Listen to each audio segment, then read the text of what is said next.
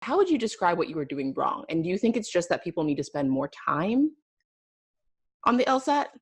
That's a great question. I think that people do need to spend more time, but it's also about how you spend your time, what specifically you do. I think most people only want to put in 2 to 3 months, and that was my expectation as well, because that's really all I needed to seriously devote to the SAT, as well as high school academics like finals or AP exams. I didn't think to put in 6 months or a year to any of my previous studies or any standardized tests beforehand. But the LSAT is kind of a different beast, and it requires a different approach. First off, it does require more time. I think most people do need 5 to 6 months to reach their fullest potential.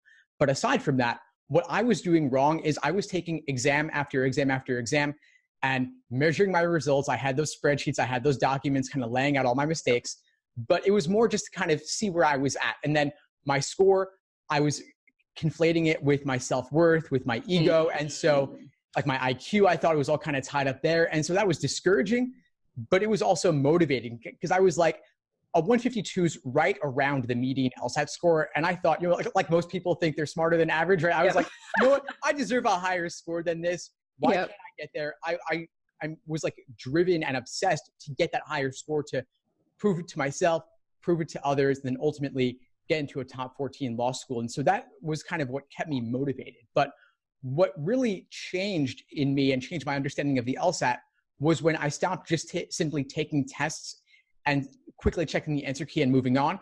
But when I more deeply focused on what were my problem areas, what were my mistakes, what were the patterns in how the LSAT test makers were tricking me, to learn to spot those patterns so I could avoid making them in the future. Thanks for tuning into the show. Please subscribe if you haven't done so already to be notified of new episodes as I release them. And feel free to reach out if you need anything at all as you move forward with your prep. I'm happy to help however I can. In the meantime, I'll wish you all the best and take care.